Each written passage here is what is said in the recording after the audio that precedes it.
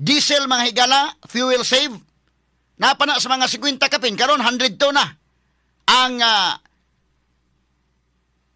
matag litro. Unya, musaka pa ni within this week. Mao na kini mahigala nga grabe na gyud kaayo nga pagsaka nga nag-agungoy na gyud ang katawhan in taon ni ining grabe mahigalang sunod-sunod sa pagsaka sa mga produktong petrolyo. Straight to the point. Unya, kumudayon kini moabot pa kini mga higala og 130 pesos per liter. Straight to the point. Hisos Ginoo ko. Ha? Unsa naman lang tao na mga sukitig paminaw. Ang gasolina moabot og mga 100 per liter. Kini mangong krudo mao ni mahigala ang mas daghan ang mas demand kaayo indekin kay mao ni kasagaran gigamit ko sa mga kuan kini kong gasolina gigamit sa mga sakyanan mahigala nga mga private vehicles. Mo'y kasagaran kay sa una magud tipid mo ang krudo. Mo nang daghan mahigalag maingon nga magkrudo ta. Tipid mga kagalaan pero karon mo'y unang naapektaran ang krudo kay mo po'y demand kayo kay kana day mga dagko mga sakyanan mga buses mga higala kana mga bisag barko krudo man na dakin. Mo na nga sila mo'y dakog demand mo'y dakog naapektaran karon so kato mga sakyanan nga krudo ang ila mga higalang kuan sa una tipid ng diesel unya barato pod karon na bali mahinuon ning kalakiha. Mga modern jeep mga buses mga diesel na ari ka sa mga sakyanan sa kadagatan mga diesel na. Hisos Ginoo ko pertibang pagkamahala mga sukid tig paminaw. Mao na ni ang resulta wa ta diliktang na igo sa gira sa Middle East, kaloy sa Dios kay may tugpa sa ato simbako palayo intawag 7 kalaon. Di man pareha sa mga dito sa mga countries mahigala sa Persian Gulf countries. Nga doon nagimutugpa mga missiles sila dito. Mas dako-dako ko sa problema dito. Kay gawas mahigalang apektado gyud ang ilang movements dito, of course. Mga palaliton apektado na nirado gani mahigala mga tindahan. Grabing epekto kay doon na pagid mahigala mga missiles nga moabot nila dito. Pero kita sa Pilipinas mga lagyo ra bagulbol mga higala kay ang atong naigo ang bulsa man. Apektado mahigala sa natad sa ekonomiya. Gumikan aning padayon nga gubat didto mga kaigalaan sa Middle East. Straight to the point. Nya sa ako nang gikaingon nga si Donald Trump mahigala ron nihatag mahigala warning kay mao nay usa nga hinungdan ngano mga higala nga puting mahala karon sa gasolina. Ikumparar nimo sa milabay nga mga gubat bisag kaning gira mahigala sa Ukraine o sa Russia day. Wa man yung ka-apektar yun, no? Nga naman, tungod kay, kini manggod mga higala ron, ambot og na-anticipate pa nila og wa. Kay kini manggod mahigalang gihimo sa Iran, actually, dili ni, maoy himuon mahigala og country nga dili. Kanabang, kini hinon, desperate move ni sa Iran. Prangka-prangka walang pagka-istorya. Atong timbang-timbangon atong komentaryo, ha? Kay og mufalo gyud ka sa law on war na may mga balaod, mga lagdas, gira, mga sukid tig paminaw. Og mufalo gyud ka na, dili nimo pwedeng tirahan ka ng mga civilian institutions. Ang imo ra gyud tirahan kana gyud military institutions. Na kining gihimo karon sa Iran, imagine ka mga barko mahigala mga tanker nga magkuha mga higala og lana didto sa mga Gulf countries. Apil nila nga gipangtira. Kining 17 ka mga vessels. 17 ka mga vessels. Pulos ni civilian vessels. Straight to the point. Nagipang tira mahigala sa Iran. Mo nang wa nay muso dito, magkuha mahigala og lana. Mao ni ang Strait of Hormuz. Kini magod ang kuan nila ron kay kining Strait of Hormuz mahigala under magod ni sa north nga bahin mahigala tuwa dito ang nasod sa Iran.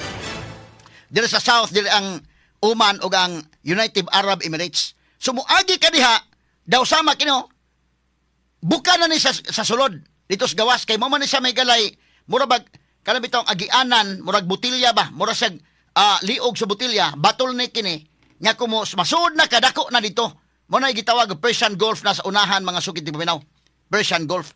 Now kundi pa ka musud mga kagalaan di pa ka kasud dito sa unahan muagi ka og kini ni ang daw liog sa butilya mga kaigsunan nga mao nang Strait of Hormuz ang nagkontrol anak karon mao kanang Iran kay ila man ang naso diha mga sukid ti paminaw. So sila mo inaa diha ilang ginaambos nila ang mga musod nga mga tanker civilian vessels ha gipang ambos nila so wa di na makasud dito sa Persian Gulf. Once makasud unta ka sa Persian Gulf kay mao man ni ang Strait of Hormuz mao mga higalay nag-connect sa Persian Gulf o sa Oman Gulf. Na kung makasud ka dito, muagi gyud ka na wa gilaing alternative, wa gilain mahigalang kaagian.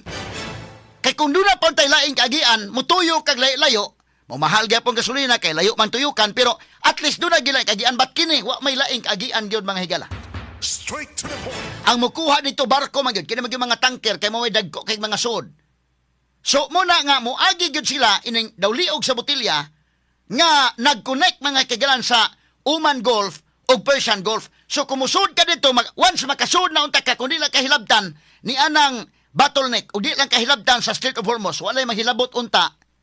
Ini makasud na dito ang tanker kana mga dagkong barko nga maghakot o mga gasolina dito na sa Persian Gulf. So tuan na dito mahigala ang mga nasod nga namaligya og lana nga mao kanang Saudi Arabia, kanang Kuwait, Bahrain, Qatar, United Arab Emirates, kanang Oman, nanan adiha ilang mga pantalan. So makaluding na makaluding.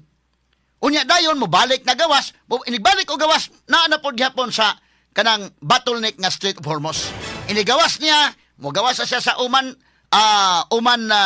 Gulf of Oman, dito na sa Arabian Sea, makagawas na siya ngadto na makadistribute na sa nagadaiyang nasod sa tibuok kalibutan. Straight to the Sa point. laktod nga pagkasulti, kining pagkuha og lana, dili nilalim. Drive-drive lang kasi mo sa kanan diha pa, choy-choy lang kag drive-drive diha kay. Mura lang kag kuha, pero pagkuha na sa mga marinero na to, kanato mga seafarers, di basta-basta oy. Dili basta-basta. Nanghadlok. Kung imong tanaw ng satellite karon, nagpundok ang mga barko, libuan ka mga barko nga nagpundok naa sa Gulf of Oman. Dili sila mo so dito kay namay ni so dito gibang tira man. Imagine kag 17 ka mga tanker vessels. 17 na no, mo masaka no. Kay wa na may manood gyud. Gipang tirahan man sa Iran. So wala na makakuha og lana, na paralyze mga higala ang mga countries nga diin nagsalig og lana ni anang Middle East. At 20% sa lana sa bukalibutan na ako ada igo nga makaparalyze mga kaigalan, especially sa mga Asian countries nato sa Pilipinas anha ta mangumpra og lana mga kaigsunan. Straight to the point. Na karon ang US Navy si Donald Trump nagpadaan naman dito mahigala sa mga Marines. Pero di man madali gud na mga sukitig paminaw kani duda ko na anticipate pagkailan Trump day ugwa baka no nga kanana ang buhaton sa Iran ba inana ang ilang move sa Iran ba nga iparalyze mahigala ang lana, iparalyze mahigala ang tibok kalibutan, kini dili na ni siya, wala na ni mo follow og law on war. So kung nagunahuna sila mahigala nga mo follow, dili mo follow ang Iran, ana. Nigtira mahigala sa Iran, para nigtira mahigala bawas kadto sa Israel, bahalag kinsay maigo, pauwanan naman itong mga missiles. Wala na ingon nga kwan, civilian communities maigo, bahala na mo. Mao ni mahigalay kwan.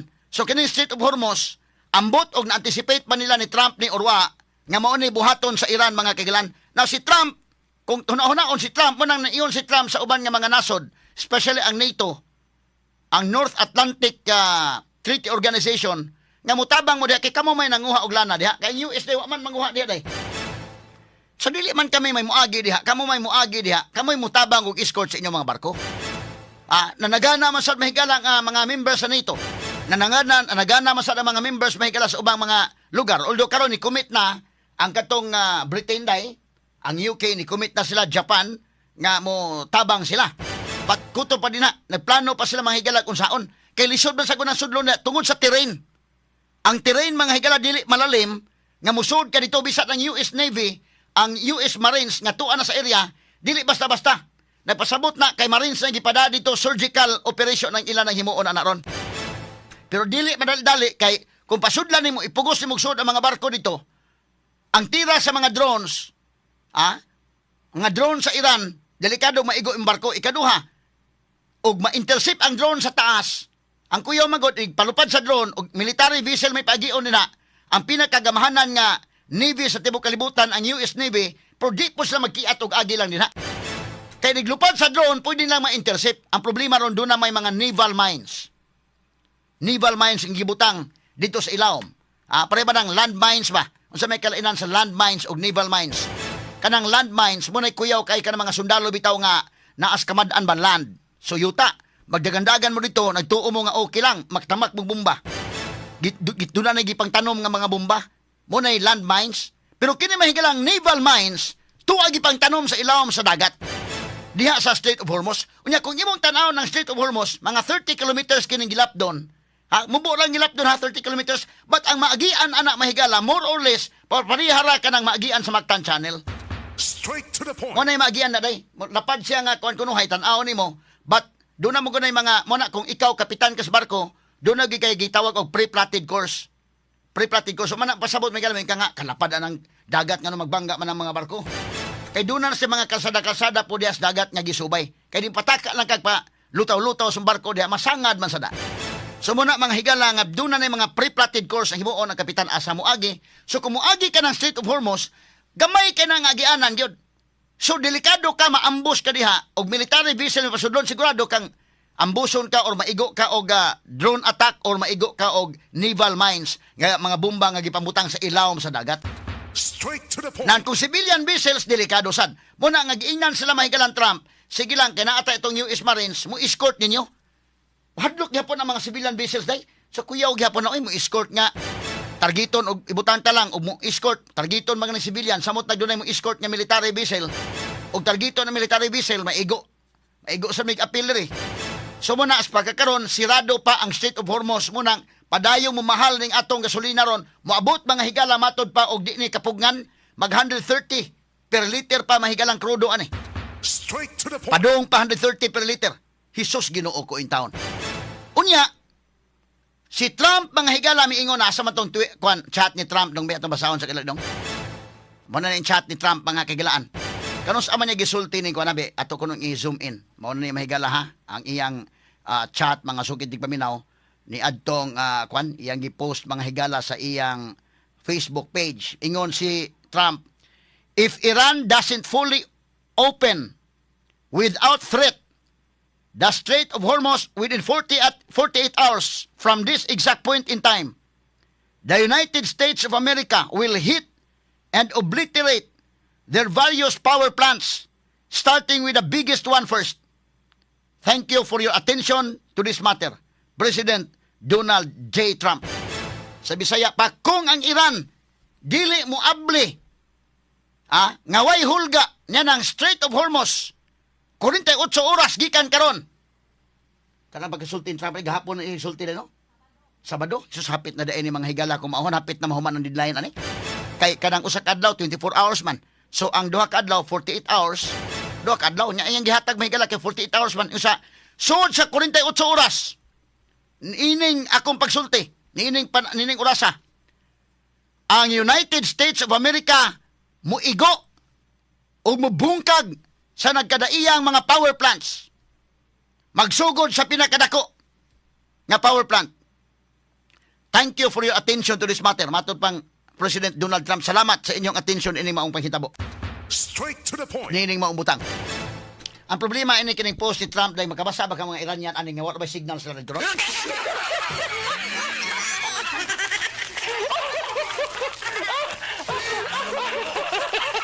Wala ba mga higalay internet sa Iran karon?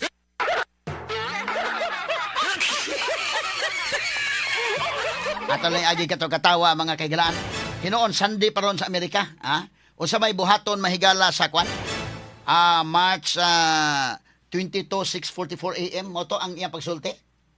So Sabado, ayay. So aton tan-awon mahigala miingon mas Trump nga within 48 hours. Unsa kay sunod mahitabuan ni mga kaigalaan? No?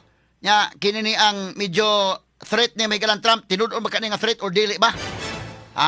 Pero ang mga tao na bagulbol na mo ni hinungdan hanganganong ni mahal ni tungod kay way mo hakot. Mo nagingon kabo tubig kay. Adi ko mo kabog tubig, wag mo kabog tubig ba? Kaning ato ron mo kabog gasolina, way mo kabog gasolina. Ngano man atangan man. Delikado man. Kuyaw man, risgo man. Nakinsa may sadaan ini karon. Aton tibag-tibangon nanay uban ilang gibasol si Donald Trump. Napoy uban nakadaig ni Donald Trump. So duha ka habig ni. Na atong i-discuss may gala na ay katarungan kadtong nasuko ni Donald Trump. Doon na sila ilang arguments sad. Kaingon sa ka nga bitaw no, sakto sad. But doon na po yung arguments kadtong mga dumadapig ni Donald Trump. Kining gihimo ni Donald Trump sakto ba ni o sayop?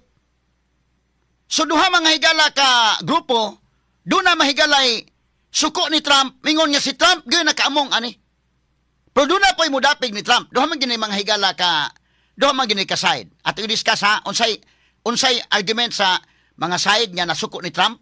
Napo sila katarungan. Kadto po mahigalang mudapig ni Trump, doon na po yung katarungan. Pariha, so timang-timangon na to, asaman kay sakto. Ako mo hatagan sa ako ilidaw na, ang katarungan mahigala sa mga nasuko ni Trump, mao, nga, mauna ni hinungdan ron, gitandog man ni Trump ng Middle East, ila man mahigalang gilusad ang gila to February 28, nga unta, ugwa patanduga, kining atong gasolina at the time, kining atong krudo, nara sa 50 pesos unta, gitandog man ni Trump mga kagalaan mo nang nisaka ron 100 na per liter, mabot pa nag 130. Kung wa pa unta tandugan ni Trump, wa pa unta naggubata ang Iran, dili unta ta maingon ani karon. Ha? Straight to the point. Doon naman untay negosasyon mga higala nga gihimo. Nang lingkod sila sa negotiating table, tinuod na. But na-collapse ang negotiation 2 days before mahigala ni attack ang Amerika ug ang Israel. 2 days after, pag-collapse sa negotiation, kay ang ilang negotiation nga dili nila mahigala ipaubos ang uranium enrichment sa Iran, wa man masugot ang Iran. Nagkagahiay man gyud. So tungod mahigala sa pagkagahiay, na mao na mahigala nga 2 days after bomba dayon ang Amerika ug Israel. Wa nila damha mga kagalaan, patay day mga leader sa Iran. Pero ang Iran may gala sukol. Wa nila damha nga i-appeal sa Iran pag-paralyze ang Strait of Hormuz. E kisa may magdahom nga civilian man na mahigala nga agianan og magkuha og lana. Pero gihimo sa Iran, tan-aw nila og makig. Bill to bill sa gira sa Amerika, medyo lisod man, ilang gi-paralyze ang Strait of Hormuz. Di apektado ang katawhan manghigala sa tibuok kalibutan kay nagproblema na sa oil mga sukit paminaw.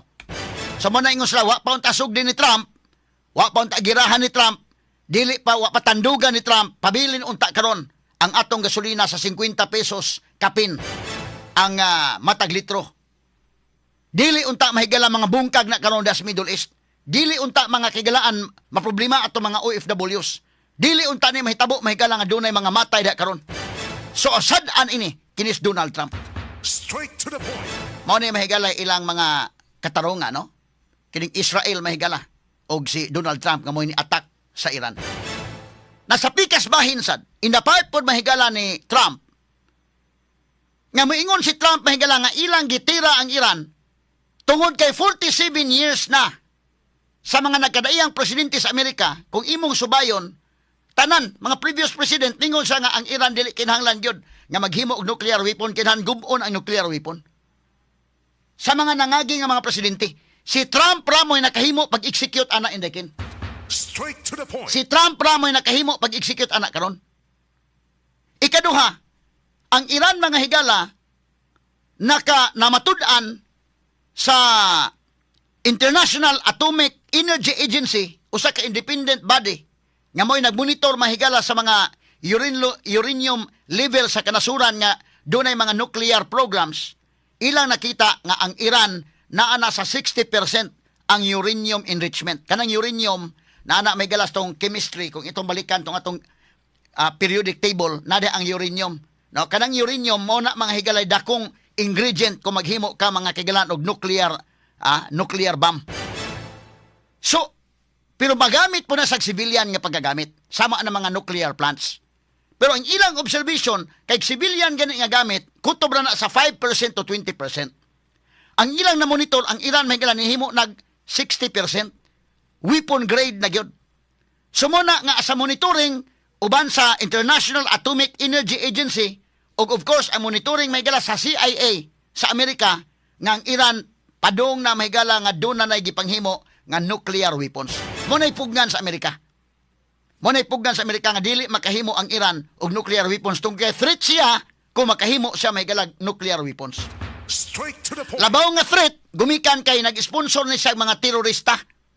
Kinsa may iya mga kauban, ang Hezbollah, terrorist group nga Hezbollah, ang Hamas, terrorist group nga Hamas, og ang Houthis, sponsored by Iran kana, ang ISIS, sponsored by Iran kana, mo na gitawag may galag, Islamic State of Iran and Syria daiken, ISIS. Sa to pa, siya man nag-sponsor ang mga terrorist groups. Di, nakuyawan ng Amerika nga kining utuka nga teroristag utok niya makabutang og nuclear weapons, delikado kayo. Muna nga samtang wa pa karon, samtang karon pang wa pa manghigala mo, lambo gyud. ang ilang nuclear program santaon na to karon kanus ama na to santaon sila. Unya na ba mahigalag uwahin na ang tanan nga dako na kayo mahigalag price hinuon mga sukid tig paminaw.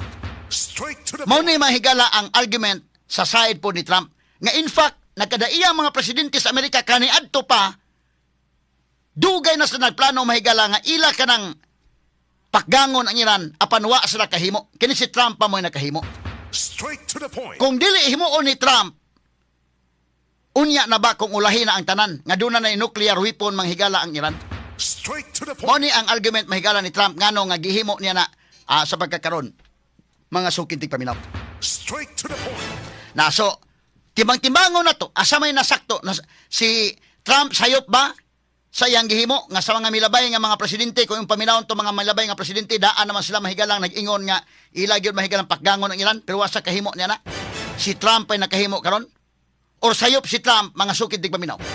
So muna deroy matimbang-timbang mga kaigalaan na kini mga higalang kang Trump klaro nga doon na mahigalay report sa International Atomic Energy Agency nga ang Iran nagproduce na mahigala og nuclear weapons mo nang sensitive ang Amerika, sensitive ang Israel because ang chant sa Iran mahigala death to America, death to Israel.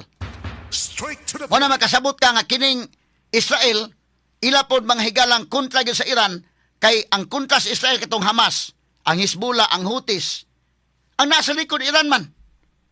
Di human nila ma-control mahigala tong ma-neutralize kadtong mga terrorist groups. Ari sa ulo ang Iran mga higala mo ilang pinakakontra aron mahunong ni mahigalang terrorism. Pero mo lagi na mga sugitig paminaw, ang Iran di man basta-basta sana mahigalang mo surrender. Kay imagine ka ISIS good. Sila mo sponsor. Kadto bitaw mahigalang mga mauti diri sa may Marawi day. ISIS inspired man to kadto mga mauti. Wa man gito sa mga higalab, bahala mga matay man gito sila. Mo nang diha nalangan. Nganong malangan tungod kay bahalag magira, bahalag mga matay. Bisag wala na mahigalay capacity to nga mo fight to mauti gitabangan na guto. Di ay Navy mahigala nag-atang, di ay Coast Guard, di ay mahigalay Army, Infantry, doon ay Air Force na to nga gitira dito sa Marawi. Pero wa gyud sila mo surrender. Ni abot og 6 months to inday kin. Ni abot og 6 months. Ngano man, sukol gyud sila bahalag mga matay. Kato mga mauti. Ang pangutana ni ron, kining Iran dili ba ka inana mga kaigsunan. Basin og tan-aw nimo dihado na sila mga higala o magisgot ka og mga armaments uban dihado sila pero di sa musulinder hantod nga katapusang gutlo sila ng kinabuhi. Straight to the Kung point. mao na himuon sa Iran malangan-langan gamay ning giraha o malangan-langan ni problema ang dako agungoy ta mga kaigalaan sa presyo sa mga produktong petrolyo. Straight to the Mao point. ni ang mahitabo mga sugitig paminaw. Kay kining Strait of Hormuz tandaan di man basta-basta musud ang US po dito. Dili sa basta-basta musud tungod sa terrain. Nagbantay sa Amerika mahigala nga kanang ilawom anang Strait of Hormuz dunay mga naval mines nga gipamutang. Unya ang ilang strategic, very strategic ang Iran ana. Murag maambus ka kung musud ka dito. Mo nang delikado kayo. Ang terrain mahigala delikado kayo. Nya kanang US mga kaigalaan careful man sana sila. Di man sana sila magkiat mga sugitig paminaw kay kinabuhi sa gunang naa. Kinabuhi sa guna. Nahitabo ba sa una mahigala sa Vietnam War? Sukol ba itong mga Vietnamese nila inday kin? Pag sukol sa mga Vietnamese mahigalab, landmines so ilang ipamutang daghang mga Americans sa itong nagkiat lang dito agi sa kuan. Dito mahigala sa kalasangan sa Vietnam. Ako nag-anha man ko ng Kutsi Tunnel. Sus, grabe ha. Napagod dito, gipang-preserve pa nila mga tunnel dito nga ngadto manood to mga Vietcongs. Mga Americans mahigala malaang dito. Muna di na sila mahigala basta-basta sad musuod dito. Kinalan mo agi ka sa Strait of Hormuz na ay mag-una nga scanner ana. I-scan sa ng dagat ug wa ba mga higalay mga naval mines nga naa. Mo na makalangan kay law man kay na nga kadagatan nang naa diha. Perti man ang law mga sugitig paminaw. So karon to ana ang US Marines nakapwesto na dito mga kaigalaan pero medyo pagkakaron wa pagihapon mahigalay sign nga mo surrender mahigala ang Iran niining maong inkwentro tali sa Amerika o sa ilang nasod. Straight to the point. Muna karon, og moingon ka mahigala nga imong basulon si Trump, dunay katong ni basol ni Trump, dunay mo'y katarungan. Nga inyong basulon si Trump. Pero katong dili mo basol ni Trump kay US karon nabahin magino ang katawhan day na may mulaban ni Trump. Laban sa Trump. Nganong laban sa Trump? Because way lain kung mahumana ang term ni Trump Kinsa may laing presidente nga makahimo sa himuon ni Trump. Moabot unya ang panahon nga kining Iran makahimo sa nuclear weapons ug sila'y muhaod mahigala. Delikado kayo, terorista kay utok mga kaigalan nga may muhaod sa tibuok kalibutan unya simbako. Muna'y nabalak nila. Sama ini nahitabo karon sa North Korea. Kanang North Korea wa na mabantaye. So naghimo sila mahigalag nuclear weapons karon. Nakahimo ng nuclear weapons ang North Korea dili sa basta-basta nga di na basta-basta mahigala nga imo ng irok-irokon sa kay musukol niya na bungkag lapinig tibok kalibutan may bungkag anak mga sukitig paminaw. Kay kana ra bang ilang gipanggamit sa kininang North Korea ron nuclear na ra ba gina. Unya ang US mahigala og ang South Korea, kining North Korea og South Korea magkontra na sila. Kanang South Korea mahigala amigo sa US, ally sa US, but ang North Korea ally man sa China day. Kauban mo sa China, kauban mo sa Russia.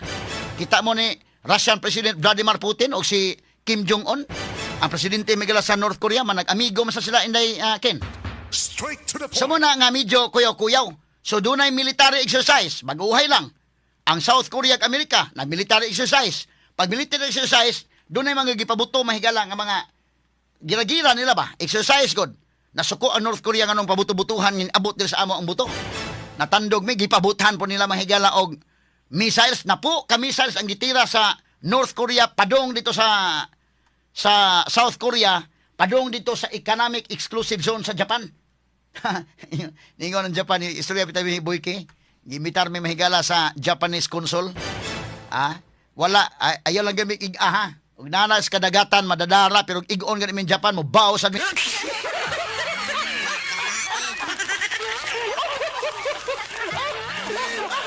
Naku ang problema na hinuon ng kalakiha dapay gilas Middle East niya. Matandog pa ning pikas nga side sad. Kay dili basta-basta sa ning presidente may galas North Korea tandog-tandugo ni muna naraba sa nuklear. Straight to the Nyawa na makapalag nila kabantay mo mga kagilaan. Bisa kita Pilipinas na balakam kita sa una. Pag testing aning North Korea nakapalag bagutawa gyud. Igo ra tagi ang atong gobyerno ni announce lang nga mga mananagat sa may Zambales area ha. Ay lang sa mo panagat kay basig matagak ang tipaka sa ilang itesting ang nuclear weapon sa kwan kinini ang North Korea. Igo lang kita sa pag-anak mga sukitig paminaw. Kay nagtesting sila. Igo man ang announce magtesting mi ha. Magtesting mi sa mong kinini ang missiles. Magtesting mi sa mong nuclear. Mabitaw kabantay mo nagrally mga tato no nukes. Di man madag kutob ra ta sa rally. Gitestingan nila. Why nakapalag? Hasta ang United Nations di ka palag. Tanawa, ang unsay utok mahigala sa sud sa utok ng presidente sa North Korea. Why nakapalag? Kita Pilipinas, igo na tani, announce sa katauhan dito sa Luzon area nga, basing mo igo diha mga tipaka, padaplin na mo, ay lang sa mong panagat.